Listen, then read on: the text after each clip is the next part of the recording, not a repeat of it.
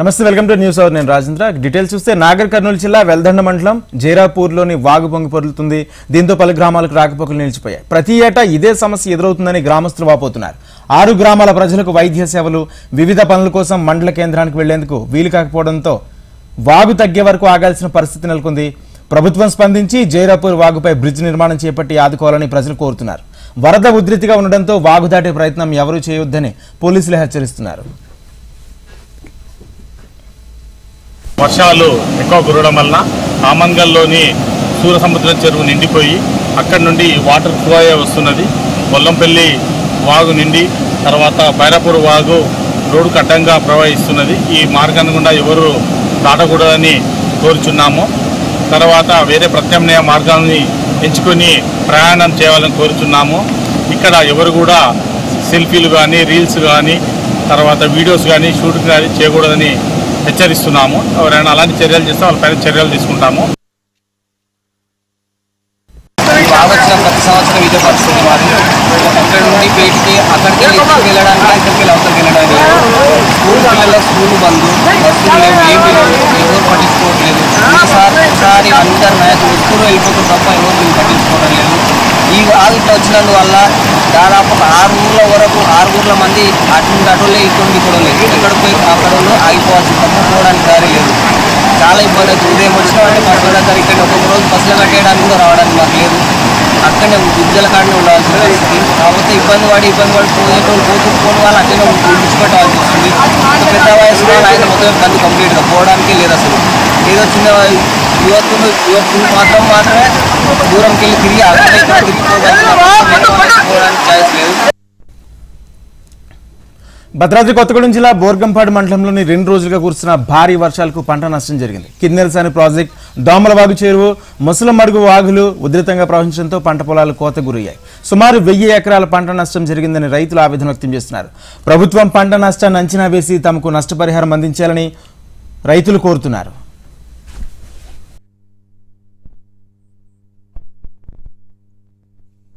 నేను 40 ఎకరాలు ఊరినాట. అటు కిన్నెరసాని, ఇటు దోమలాగా వరద వల్ల రాత్రి కురిసిన వర్షానికి బీభత్సంగా నాతో పాటు నా తోటి రైతులు కూడా బోల్డంత నష్టం జరిగింది. ఇప్పుడు కాంగ్రెస్ ప్రభుత్వం అంటే రైతు ప్రభుత్వం అని మేము అనుకుంటున్నాం. రైతులకు తక్షణమే సాయం అందిస్తారని కూడా అనుకుంటున్నా. ఏఈఓల్ని పంపించి ఆ నష్టపోయిన రైతులని సర్వే చేయించేసి నష్టపరిహారం కొంతైనా అందించగలిగితే రైతు నిలబడగలుగుతాడు. లేకపోతే పురుగు మందు బుడ్డి తీసుకొని పురుగు మందు తాగే పరిస్థితి తప్ప వేరే పరిస్థితి కూడా లేదు. ఈ రుణమాఫీలు కూడా కొంతమందికి అయినాయి కానీ కొంతమందికి కాలేదు. అవి కూడా ప్రాబ్లమ్స్ ఎక్కడుందో చూసేసి అవి కూడా తక్షణమే సాల్వ్ చేయాలని కోరుకుంటూ, ఇంకొకటి ఏంటంటే రైతుకి ఈ నష్టపరిహారం కనుక అందించిన పరిస్థితుల్లో మళ్ళీ రైతు వరి పొలాలు వేసుకునే పరిస్థితి కూడా లేదు. ఈ వాగులమిటి మొత్తం కూడా విపరీతంగా గండ్లు పడి పొలాలన్నీ మేటవలు పోసినాయి. ఈ వరద తగ్గిన వెంటనే తక్షణమే అధికారులను పంపించేసి వాటిని పరిశీలించి ఏ రైతుకైతే నష్టం జరిగిందో ఆ రైతుకు నష్టపరిహారం కంపల్సరీ అందించాలని కోరుకుంటాను. మంచిర్యాల జిల్లా కోటపల్లి మండలం నక్కలపల్లి వద్ద లోతువాగు వరద ఉధృతంగా ప్రవహిస్తుంది. వాగులో వరద నీరు చేరడంతో ఉప్పొంగి ప్రవహిస్తుంది. వరద ఉధృతికి అప్రోచ్ రోడ్ కొట్టుకుపోయింది. దీంతో 4 గ్రామాల మధ్య రాకపోకలకు అంతరాయం నెలకొంది. దీంతో ఆయా గ్రామాల ప్రజలు తీవ్ర ఇబ్బందులు ఎదుర్కొంటున్నారు.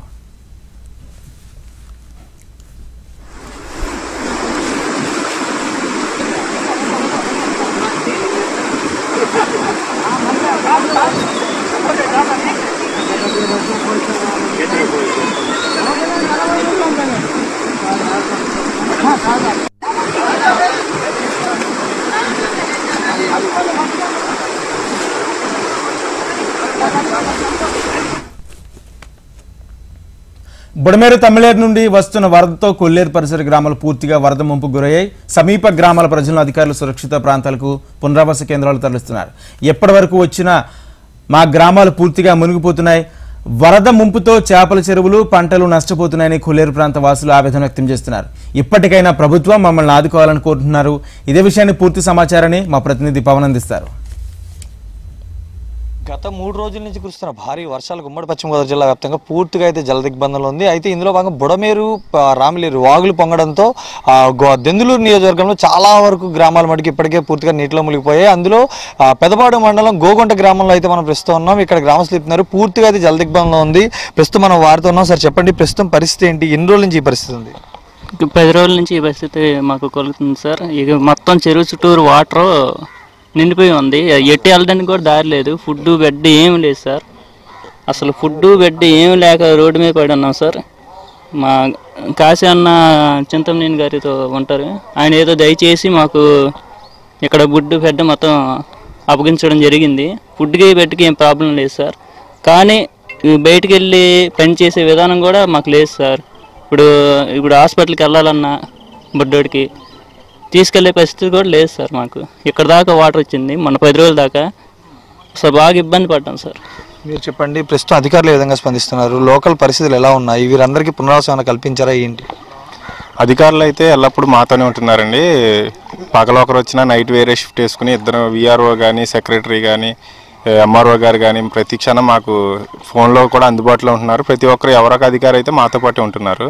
పునరావాస కేంద్రాలు అయితే ఫస్ట్ నుంచి ఉన్నాయండి. వసంతవాడ ఇక్కడికి ఒక 4 కిలోమీటర్ల దూరం అండి. అక్కడ పునరావాస కేంద్రాల్లో అందరికీ కూడా ఫుడ్ బెడ్ మొత్తం అక్కడ అరేంజ్ చేసామండి. ఇక్కడ కొంతమంది ఇక్కడ సొసైటీ ఉంటుందండి. ఇక్కడ సొసైటీలో వెళ్ళలేని వాళ్ళు ఎవరైనా గేదెలు ఇవన్నీ ఉన్న వాళ్ళు ఉంటారు కదండి, కోళ్ళు గేదెలు ఇలా ఉన్న వాళ్ళందరూ ఇక్కడ ఉండి ఇక్కడ మేము అరేంజ్ చేసుకుంటాం.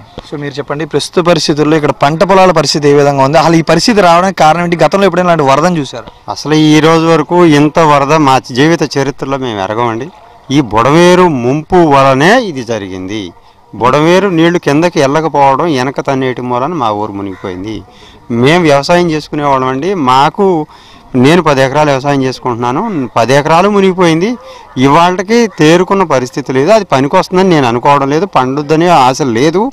సుమారుగా ఒక్కొక్క ఎకరానికి వచ్చేసరికి 25-30 వేలు ఖర్చు పెట్టాము. 25 రూపాయలు కూడా వచ్చే పరిస్థితి లేదు.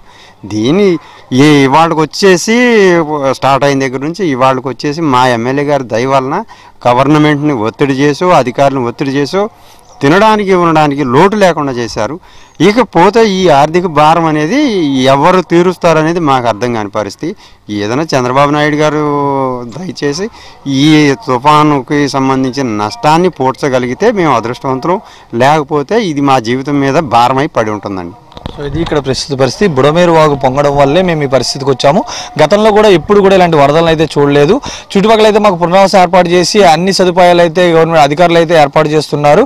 సో ఇంకేమైనా పంట నష్టాలు కానీ ఇవన్నీ కూడా గవర్నమెంట్ ఖచ్చితంగా మమ్మల్ని ఆదుకోవాలని చెప్పి ఇక్కడ గ్రామస్తులు అయితే కోరుతున్నారు. కెమెరా సురేష్తో పవన్, HMTV, కోగేరు నుంచి. బంగాళాఖాతంలో ఏర్పడిన తుఫాను ఒడిశాలోని పూరి వద్ద తీరాన్ని తాకింది. ఈ తీరం దాటేందుకు 3 గంటలు పడుతుందని వాతావరణ శాఖ ప్రకటించింది. దీని ప్రభావంతో ఏపీలోని ఉత్తరాంధ్రలో ఫ్లడ్స్ వచ్చే అవకాశాలు ఉన్నాయని వాతావరణ శాఖ అంచనా వేసింది. ఉత్తరాంధ్రలో భారీ వర్షాలు కురుస్తాయంటున్న విశాఖ వాతావరణ శాఖ అధికారి శ్రీనివాస్తో మా విశాఖ ప్రతినిధి అనురాధ ఫేస్ టు ఫేస్. బంగాళాఖాతంలో కొనసాగుతున్న తీవ్ర వాయుగుండం పూరి దగ్గర తీరం దాటే అవకాశం ఉందని వాతావరణ శాఖ నిపుణులు అంచనా వేస్తున్నారు. తీరం దాటేటప్పుడు దీని ప్రభావం ఏ ప్రాంతాల మీద ఉంటుంది అన్నది కూడా ప్రస్తుతం తెలుసుకునే ప్రయత్నం చేద్దాం. అలాగే ఫ్లాష్ ఫ్లడ్స్ అన్నది ఒక మాట ఈ మధ్య వినిపిస్తోంది. అసలు ఫ్లాష్ ఫ్లడ్స్ అంటే ఏంటి, ఏ ప్రాంతాల మీద ఈ ప్రభావం ఉండే అవకాశం ఉంటుంది? ప్రస్తుతం నేను విశాఖ వాతావరణ కేంద్ర అధికారి శ్రీనివాస్ గారితో ఉన్నాను. ఒకసారి మాట్లాడదాం. సార్, మరి మనం చూసుకుంటే గనక తీవ్ర వాయుగుండం ప్రస్తుతం కొనసాగుతుంది. అది తీరం దాటినప్పటికీ కూడా తీవ్ర వాయుగుండంగానే కొనసాగే అవకాశం ఉందని అంచనాలు వేస్తున్నారు. దీని ప్రభావం ఏ ప్రాంతాల మీద ఉండే అవకాశం ఉంది? లేటెస్ట్ వెదర్ ఇన్ఫో ఏంటి? లేటెస్ట్ అప్డేట్ చూస్తే ఇప్పుడు ఉన్నటువంటి తీవ్ర వాయుగుండం ఈరోజు ఉదయం 10:30 నుంచి 11:30 మధ్యలో ఒరిస్సా తీరంలో ఉన్నటువంటి పూరికి దగ్గరలో తీరాన్ని అయితే దాటింది. అది యాజ్ ఏ డీప్ డిప్రెషన్ అంటే తీవ్ర వాయుగుండంగా మారింది. తీవ్ర వాయుగుండంగా తీరాన్ని దాటింది. అది ఈరోజు ఈవినింగ్ వరకు కూడా అదే ఇంటెన్సిటీని మెయింటైన్ చేస్తూ గ్రాడ్యువల్గా అది బలహీనపడుతూ ఈరోజు అర్ధరాత్రికి అది వాయుగుండంగా మారేటువంటి అవకాశం ఉన్నట్టుగా మనం చెప్తున్నాం. అది నార్త్ వెస్ట్ డైరెక్షన్లో వెళ్తూ ఇటు ఒరిస్సా, నెక్స్ట్ దానికి దగ్గర ఉన్నటువంటి ఛత్తీస్గఢ్ కానీ ఇటు నెక్స్ట్ ఫర్దర్గా విదర్భ ఇటువైపు వెళ్తూ అంచేత దీని ప్రభావం మనం ఉత్తరాంధ్ర వరకు చూసుకుంటే ఇంకా నెక్స్ట్ 24 అవర్స్ వరకు కూడా కొన్ని జిల్లాలకైతే భారీ వర్షాలు, మరికొన్ని జిల్లాలకైతే అతి భారీ వర్షాలు కూడా వచ్చే అవకాశం ఉన్నట్టుగా చెప్తున్నాం. ఇక్కడైతే మనకి ఇప్పుడు పూరికి దగ్గరలో అయితే మనకి క్రాస్ అయినట్టుగా మనం చెప్తున్నాం. ఇక్కడ ఉన్నటువంటి ఇది ఈ ఒరిస్సాకి దగ్గరలో ఉన్నటువంటి మన ఉత్తరాంధ్రలో ఉన్నటువంటి కొన్ని జిల్లాలు అనేటువంటి విశాఖపట్నం, ఇది శ్రీకాకుళం, నెక్స్ట్ పార్వతీపురం, మన్యం, విజయనగరం, విశాఖపట్నం, నెక్స్ట్ అనకాపల్లి, అల్లూరు సీతారామరాజు ఈ జిల్లాలకైతే ఇంకా నెక్స్ట్ 24 hours వరకు కూడా భారీ నుంచి అతి భారీ వర్షాలు. అలాగే నెక్స్ట్ ఫర్దర్గా ఈ జిల్లాలో ఉన్నటువంటి అంటే కాకినాడ కానీ ఈస్టర్న్ వెస్ట్ గోదావరి, కోనసీమ, ఎన్టీఆర్, కృష్ణా జిల్లా కానీ నెక్స్ట్ ఏలూరు వీటిల్లో కూడా 1-2 చోట్ల భారీ వర్షం కూడా వచ్చే ఛాన్స్ ఉంది. ఇక్కడ ఇప్పుడు మనం చూసినటువంటి ఈ మేఘాలన్నీ కూడా ఇవన్నీ కూడా రెయిన్ బేరింగ్ క్లౌడ్స్, ఇవన్నీ కూడా మంచి వెరీ గుడ్ అంటే హెవీ రెయిన్స్ ఇవ్వగల క్యాపాసిటీ ఉన్నటువంటి మేఘాలు ఇవన్నీ కూడా. సరే, అంటే ఫ్లాష్ ఫ్లడ్స్ వస్తాయని చెప్పి కూడా ఒక సూచన చేస్తా ఉన్నారు. అంటే ఒకేసారి ఒకే చోట భారీగా వర్షం కురిసే అవకాశం ఉంది, ఎక్కువ వర్షపాతం తక్కువ సమయంలో నమోదయ్యే అవకాశం ఉందని కూడా అంచనాలు వేస్తున్నారు. ఈ ఫ్లాష్ ఫ్లడ్స్ ఏంటి సార్, అవి ఎక్కడెక్కడ ప్రభావం చూపించే అవకాశం? ఫ్లాష్ ఫ్లడ్స్ జనరల్గా కంటిన్యూస్ రైన్స్ ఎక్కడెక్కడ ఉంటుంటాయో అక్కడ కంటిన్యూస్ రైన్స్ అంటే మనం భారీ నుంచి భారీ వర్షాలు, అతి భారీ వర్షాలు ఉన్నచోట అంటే మనకి వాటర్ షెడ్స్ అని కానీ అలాగే రివర్ క్యాచ్మెంట్ ఏరియాస్ కానీ మనకి కొన్ని అంటే రివర్స్ ఉన్నటువంటి ఈస్ట్ గోదావరిలో కానీ ఇటు విశాఖపట్నం జిల్లాలో కానీ కొన్ని చోట్ల మనకు ఉన్నాయి. ఇవి కంటిన్యూస్గా అందులో ఈ రైన్ వాటర్ వచ్చి చేరుతుండటం వల్ల కొంత లెవెల్ తర్వాత అవి రన్ ఆఫ్గా బయటకు వచ్చే ఛాన్స్. ఇవి ఏమన్నా ఒక సర్టన్ లెవెల్ దాటిన తర్వాత ఇవి అర్బన్ ఏరియాస్లో కూడా ఎంటర్ అయ్యే ప్రమాదం ఉంటుంది. వీటిని ఏంటంటే సడన్గా వస్తాయి కాబట్టి వీటిని మామూలుగా అయితే ఫ్లడ్స్ అంటుంటాం, సడన్గా మనకి ఇది ఇంపాక్ట్ కనిపించడం వల్ల వాటిని ఫ్లాష్ ఫ్లడ్స్ అంటుంటాం. అంటే తీరం దాటినప్పటికీ కూడా తీవ్ర వాయుగుండంగా మరికొన్ని గంటలు కొనసాగుతుంది కాబట్టి ఈ ప్రభావం మరి ఉత్తరాంధ్ర తీర ప్రాంతాల పోర్టుల దగ్గర కొనసాగే అవకాశం ఉంటుంది. మత్స్యకారులకు ఆల్రెడీ అలర్ట్స్ ఇచ్చారు, పోర్టుల్లో కూడా అలర్ట్స్ జారీ చేశారు. సో ప్రస్తుతం ఇక్కడ మీరు ఇస్తున్న హెచ్చరికలు ఏంటి? ఇప్పుడు ప్రస్తుతం అయితే మత్స్యకారులు అందరినీ కూడా వేటకు వెళ్ళొద్దని చెప్తున్నాం. అలాగే ఇప్పుడు ఈ వాయుగుండం దృష్ట్యా కూడా ఇంకా ఈ గాలుల ప్రభావం ఇంకా కంటిన్యూ అవుతుంది. అలాగే ఉత్తరాంధ్ర వరకు చూస్తే ఉన్నటువంటి నౌకాశ్రయాలు అన్ని చోట్ల కూడా ఇంకా మనం ఇచ్చినటువంటి సిగ్నల్ ఏదైతే ఉందో అది లోకల్ కోస్టల్ సిగ్నల్ నెంబర్ 3 అది ఈరోజు కూడా మరికొన్ని గంటల పాటు కంటిన్యూ చేసే అవకాశం ఉంది. అంటే ప్రస్తుతం మనం లాస్ట్ 24 hours చూసుకుంటే కనుక అత్యధికంగా చింతపల్లిలో వర్షపాతం నమోదైనట్టుగా చెప్తున్నారు.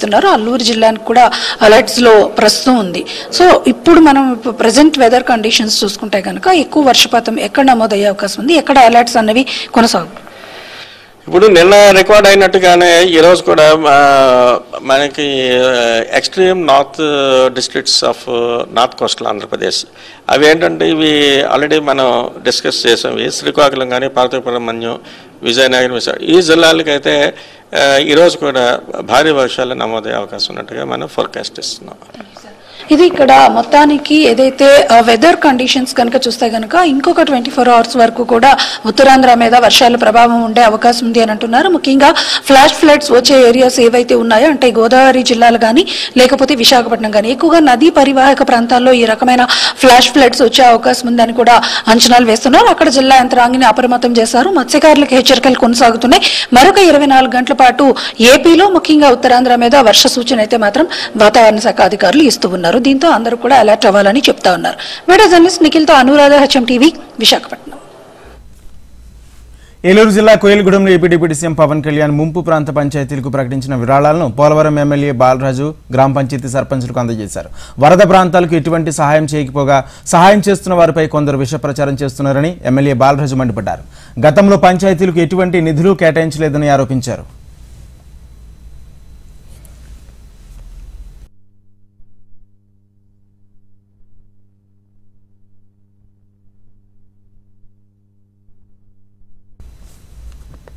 చిత్తశుద్ధితో బీసీ గణన చేస్తామని రాష్ట్ర బీసీ కమిషన్ చైర్మన్ నిరంజన్ అన్నారు. కులగణనపై బీసీ సంఘాలతో చర్చించి ఖచ్చితమైన లెక్కలు తేలుస్తామని అన్నారు. బీసీ కులగణన విషయంలో బీసీ సంఘాలు కలిసి రావాలని అంటున్న బీసీ కమిషన్ చైర్మన్ నిరంజన్తో మా ప్రతినిధి రామకృష్ణ ఫేస్ టు ఫేస్.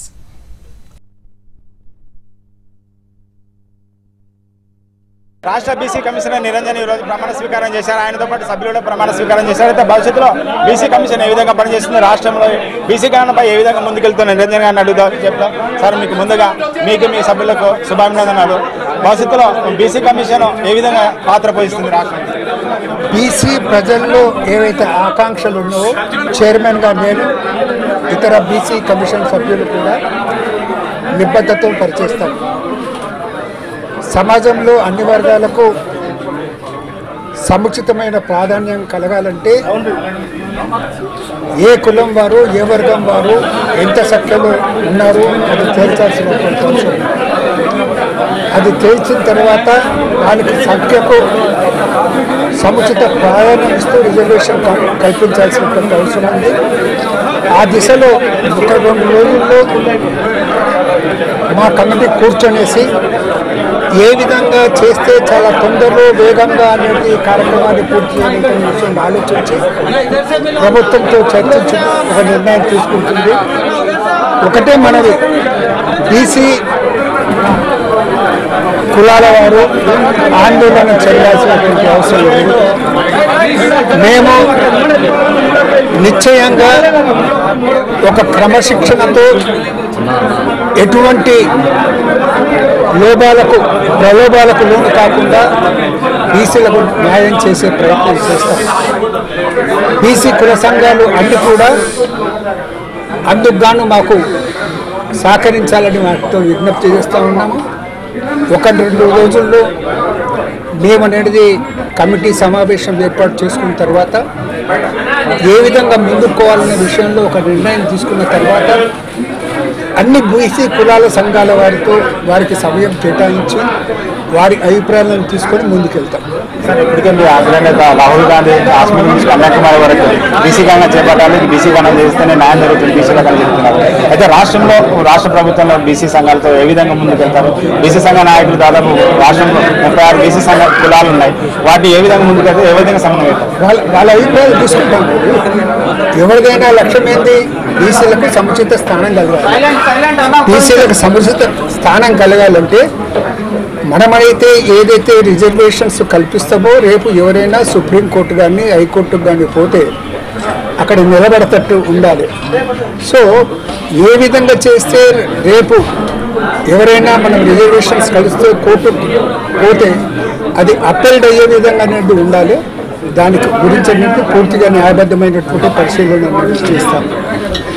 ఇప్పుడు మనం తొందరపడే అంటే అవసరం ముందు తొందరపడాల్సింది కాదంటలేదు, కానీ ఇన్ డెప్త్ అనేది మనం దాని గురించి ఎంత తొందరలో అయితే అంత తొందరగా ప్రయత్నించి నిర్ణయం తీసుకోకుంటే బీహార్లో ఏ విధంగా అయితే 62% ఇచ్చిన తర్వాతనే ఆ బీహార్ హైకోర్టే కొట్టేయటం జరిగిందో, పక్కకు పెట్టడం జరిగిందో, ఆ విధంగా అటువంటి పరిస్థితులు మన దగ్గర రావద్దు. నేను కోరుకునేది ఒకటే, తెలంగాణ రాష్ట్రంలో ఈ బీసీ కుల గణన అంటే సమగ్రంగా అన్ని కులాల సెన్సస్ జరిగిన తర్వాత ఏ కులం వారు ఏమున్నారు ఆ సంఖ్య తేలిన తర్వాత మేము ఇంతున్నాం కాబట్టి మాకు ఇంత కావాలని చెప్పే ఒక అర్హత మనం కలుగుతుంది. రాష్ట్రంలో బీసీలకు న్యాయం జరగాలంటే బీసీ కుల సంఘాలు కూడా మాకు సహకరించాలి. మేము బీసీ కుల గణనకు మేము కట్టుబడి ఉన్నాము. ఆ దిశగానే మా ప్రభుత్వం చర్యలు తీసుకుంటామని చెప్తున్నారు. Cameraman Srikanth, Ramakrishna, HMTV, Hyderabad. సంగారెడ్డి జిల్లా వట్పల్లి ఎస్ఏ లక్ష్మణ్పై వేటు పడింది. ఎస్ఏ లక్ష్మణ్ కానిస్టేబుల్స్ కలిసి కాంగ్రెస్ పార్టీ మండల అధ్యక్షుడు ప్రసాద్ రమేష్ బర్త్డే వేడుకలు వట్పల్లి పోలీస్ స్టేషన్లో నిర్వహించారు. పోలీస్ స్టేషన్లో బర్త్డే వేడుకలు జరపడంపై ఉన్నతాధికారులు సీరియస్ అయ్యారు. వట్పల్లి ఎస్ఐని సంగారెడ్డి వీఆర్కు పంపించాలని హైదరాబాద్ రేంజ్ ఐజీ సత్యనారాయణ ఆదేశాలు జారీ చేశారు.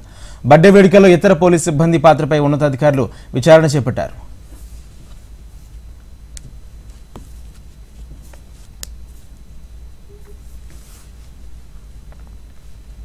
మంచిర్యాల జిల్లా కేంద్రంలో ఒక ఇంట్లో పేకట ఆడుతున్న 10 మంది పైన టాస్క్ ఫోర్స్ పోలీసులు రైడ్ చేశారు. వారి వద్ద నుంచి 52,320 రూపాయల నగదు, 10 మొబైల్ ఫోన్లు, పేక ముక్కలను పట్టుకున్నారు.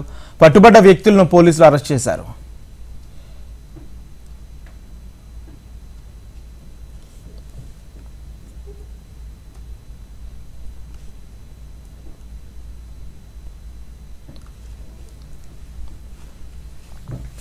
కర్నూలు జిల్లా పత్తికొండపట్నంలో వినాయక నిమజ్జనంలో ఘర్షణ చోటు చేసుకుంది. బుల్స్ అండ్ ఈగల్స్, ఈడియట్స్ గ్రూపుల మధ్య ఘర్షణ చెలరేగింది. ఒకరిపై ఒకరు రాళ్లతో దాడి చేసుకున్నారు. ఘటనలో పోలీస్ హెడ్ కానిస్టేబుల్ ప్రసాద్ కు గాయాలయ్యాయి. ఇరు వర్గాలను పోలీసులు చెదరగొట్టారు.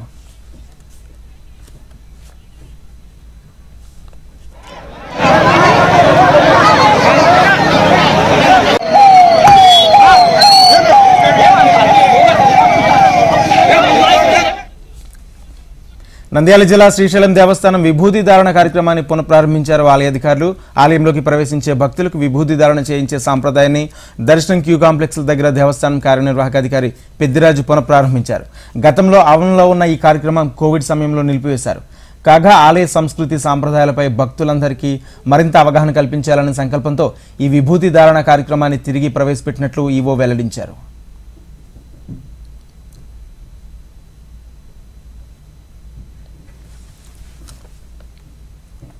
భద్రాద్రి కొత్తగూడెం జిల్లా జూలూరుపాడు పోలీస్ స్టేషన్లో డీఎస్పీ అబ్దుల్ రెహమాన్ సమావేశం నిర్వహించారు. ఆంధ్ర సీలేరు నుంచి హైదరాబాద్కు కార్లు అక్రమంగా తరలిస్తున్న 246 కేజీల గంజాయిని పోలీసులు స్వాధీనం చేసుకున్నామన్నారు. గంజాయిని తరలిస్తున్న 2 వ్యక్తులను టాస్క్ ఫోర్స్ పోలీసులు పట్టుకున్నట్లు తెలిపారు. అక్రమంగా గంజాయి రవాణా చేసే వారిపై కఠిన చర్యలు తీసుకుంటామని డీఎస్పీ హెచ్చరించారు.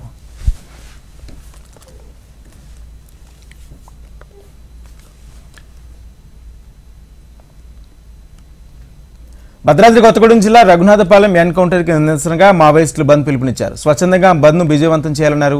ఏజెన్సీ ప్రాంతంలో హై అలర్ట్ ప్రకటించారు పోలీసులు. ఆర్టీసీ డిపో అధికారులు వెంకటాపురం, కుంకటి వెళ్లవలసిన బస్సు సేవలను రద్దు చేశారు.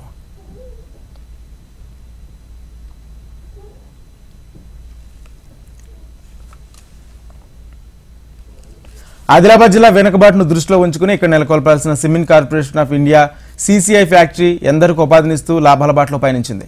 ఇదంతా గతం. కేవలం నష్టాలను కుంటి సాకు చూపి 2.5 దశాబ్దాల క్రితం ఉత్పత్తి నిలిపివేయడంతో కార్మికులు ఉపాధి కోల్పోయి వీధిన పడగా వేలాది కోట్ల సిమెంట్ పరిశ్రమ ఆస్తులు స్క్రాప్గా మారిపోతున్నాయి. సిబ్బంది కోసం నిర్మించిన క్వార్టర్స్లు శిథిలావస్థకు చేరుకోయి కూలిపోతుండగా యంత్ర సామాగ్రి, బుల్డోజర్లు, డంపర్లు, ట్రిప్పర్లు 2.5 దశాబ్దాలుగా మూలన ఉండడంతో పనికి రాకుండా పోతున్నాయి. అదేవిధంగా సీసీఐ సంస్థకు చెందిన వందలాది ఎకరాల భూములు అన్యాక్రాంతమయ్యాయి.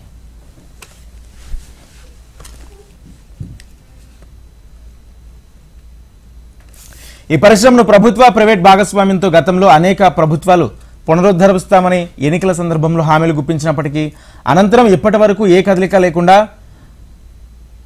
అన్నపూర్ణగా ఉన్న సిమెంట్ పరిశ్రమ నేటిగా అనాదిగా మారిపోయింది.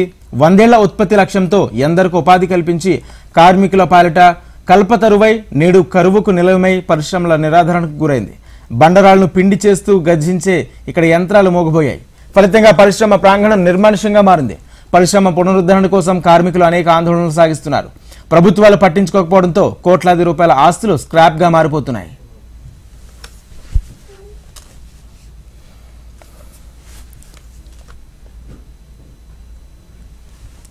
దాదాపు 4 దశాబ్దాల క్రితం ఆదిలాబాద్ ప్రాంతంలో అనేక సున్నపు నిక్షేపాలు ఉన్నట్లు, సిమెంట్ తయారీకి అవసరమయ్యే ముడిసరుకు ఉన్నట్లు గుర్తించి వేలాది కోట్ల రూపాయలతో సిమెంట్ పరిశ్రమను నెలకొల్పారు.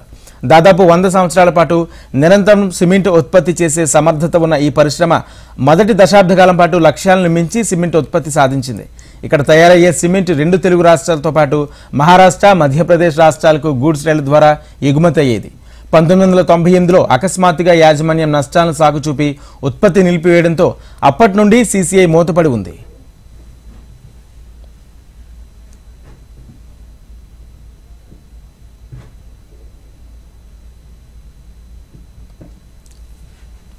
సీసీఐ పరిశ్రమలో దాదాపు 2000 మంది ఉద్యోగులు, కార్మికులు, రెగ్యులర్ ఉద్యోగులు ఉపాధి పొందేవారు.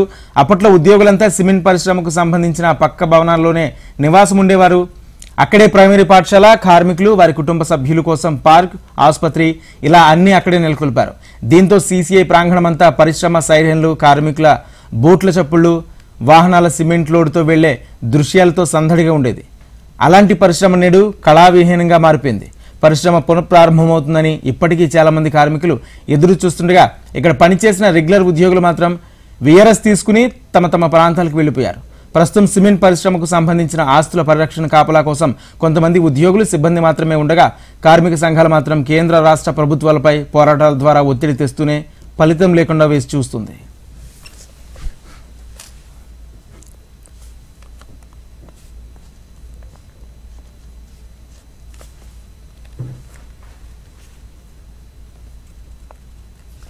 ఆదిలాబాద్లో 30 సంవత్సరాలుగా మూతబడి ఉన్నటువంటి సిమెంట్ ఫ్యాక్టరీని తిరిగి పునఃప్రారంభించాలని కేంద్ర ప్రభుత్వం చర్యలు తీసుకుంటుంది.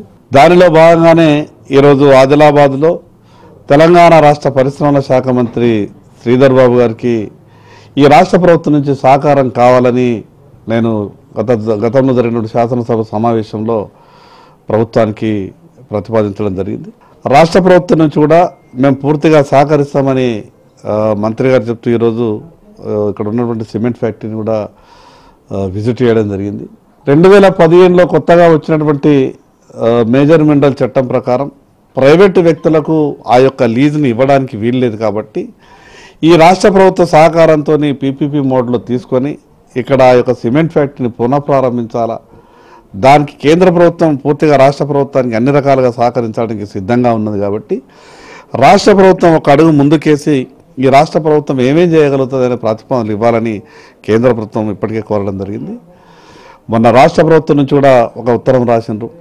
జాయింట్ మీటింగ్ ఒకటి ఏర్పాటు చేసిన తర్వాత ఆ యొక్క సిమెంట్ ఫ్యాక్టరీ తిరిగి పునఃప్రారంభించాలంటే దాని విధి విధానాలు, ఎన్విరాన్మెంటల్కు సంబంధించినటువంటి ఇష్యూస్, తర్వాత కోర్టులకు సంబంధించినటువంటి ఇష్యూస్ చాలా ఉన్నాయి కాబట్టి అవన్నిటిని కూడా ఏ రకంగా మనం ఛేదించుకొని ముందుకు పోగలుగుతామనే విషయాల మీద చర్చించాలన్న ఆలోచనతోనే మరి మంత్రి గారు స్వయంగా వచ్చి ఇక్కడ విషయాలన్నింటినీ పరిశీలిస్తే కానీ పూర్తిగా అవగాహన రాదన్న ఆలోచనతో మంత్రి గారిని ఆహ్వానించడం జరిగింది.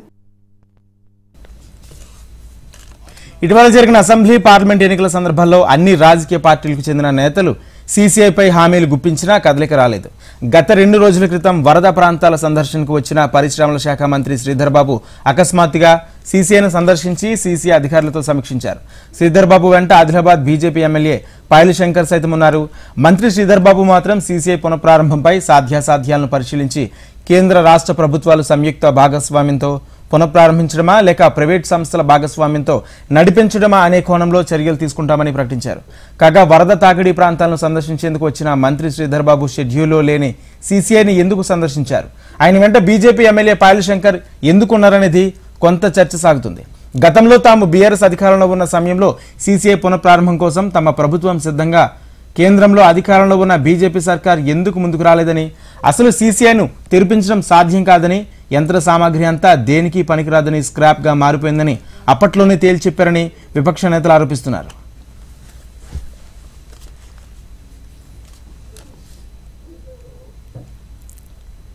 సిమెంట్ కార్పొరేషన్ ఆఫ్ ఇండియా ఆధ్వర్యంలో మూతబడినటువంటి సిమెంట్ ఫ్యాక్టరీని సందర్శించడం జరిగింది. సిమెంట్ ఫ్యాక్టరీకి ఉన్నటువంటి 1400 ఎకరాల లీజు భూమి, లైమ్ స్టోన్ నిక్షేపాలతో సున్నపురాయి నిక్షేపాలతో ఉన్నటువంటి లీజ్ భూమిని, అలాగే 700 ఎకరాలు సిమెంట్ ఫ్యాక్టరీకి ఉన్నటువంటి భూమిని, మొత్తం 2200 ఎకరాలు, దీన్ని మరొక సిమెంట్ ఫ్యాక్టరీని ఎలా తీసుకురావడం, లేదా సీసీఐని కేంద్ర ప్రభుత్వ సహకారంతో ఎలా ఓపెన్ చేయడం, లేదా ప్రభుత్వ ప్రైవేటు భాగస్వామ్యంతో సీసీఐని పునఃప్రారంభించడానికి తక్షణం చర్యలు తీసుకుంటామని హామీ ఇవ్వడం జరిగింది. ఇది ఒక ఆదిలాబాద్ ప్రజలకు శుభసూచకం. ఇంతవరకు భారీ పరిశ్రమల శాఖ మంత్రి గత 10 సంవత్సరాలలో ఆదిలాబాద్కి వచ్చి సీసీఐని సందర్శించడం జరగలేదు బీఆర్ఎస్ కాలంలో. కానీ శ్రీధర్ బాబు గారు అంత దూరం నుంచి వచ్చి సీసీఐకి ప్రత్యేకంగా టైం కేటాయించి దాన్ని పరిశీలించి ఖచ్చితంగా ఇది ఇక్కడ సిమెంట్ ఫ్యాక్టరీ పాతదాన్ని పునఃప్రారంభించడానికి కానీ లేదంటే కొత్తది ఓపెన్ చేయడానికి కానీ ఇది అనువైనటువంటి ప్రాంతంగా తేల్చి చెప్పారు. ఖచ్చితంగా మాకు నమ్మకం ఉంది. ముఖ్యమంత్రి రేవంత్ రెడ్డి గారి అంగీకారంతో, శ్రీధర్ బాబు గారి అంగీకారంతో కేంద్ర ప్రభుత్వం మీద ఒత్తిడి తెస్తాం. సిమెంట్ కార్పొరేషన్ ఆఫ్ ఇండియా ఆధ్వర్యంలో మూతబడినటువంటి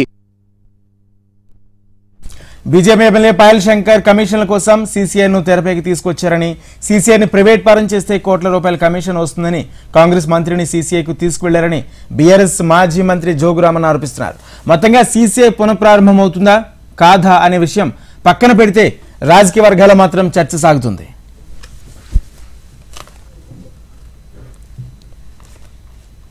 సీసీఐకి సంబంధించిన ఒక ప్రధానమైన పరిశ్రమకు సంబంధించిన అంశాన్ని అనేక సందర్భాల్లో వారు రాష్ట్ర ప్రభుత్వానికి సంబంధించిన మా పరిశ్రమల శాఖకు సంబంధించి అనేక రిప్రజెంటేషన్ ఇవ్వటం, దానికి తోడు మేము కేంద్రానికి సంబంధించిన పరిశ్రమ శాఖ మంత్రి మరి కుమారస్వామి గారితో కలిసిన సందర్భంలో వారు కూడా అక్కడ ఉండటం, మరి ఈ రోజు రాష్ట్రానికి సంబంధించిన ఒక ప్రధానమైన పరిశ్రమను తిరిగి పునఃప్రారంభం చేయాలనే ఒక సంకల్పం మేము ఇక్కడున్న ప్రజాప్రతినిధులకు గానీ అదేవిధంగా అక్కడున్న కేంద్రంలో ఉన్న మంత్రి గారికి చెప్పాం.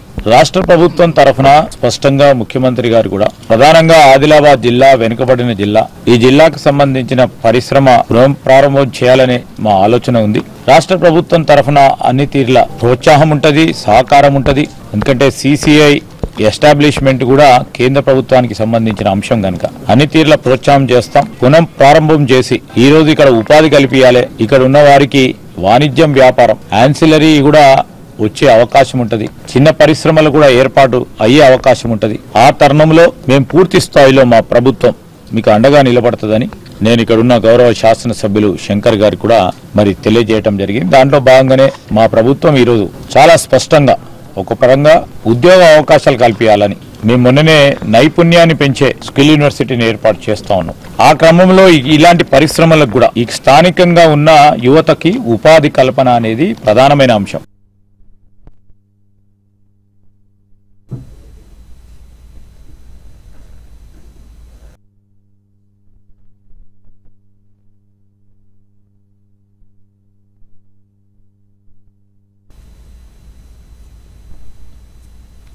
ఇవి bulletin updates. Keep watching HM TV. వార్త ఆగదు, నిజం తాగదు.